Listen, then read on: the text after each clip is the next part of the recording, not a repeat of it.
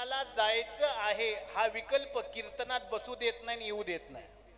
आणि कीर्तनाला मला जायचंच आहे हा जर संकल्प केला, हजारो अडचणी येतील, पण कीर्तनात आल्याशिवाय राहणार नाही.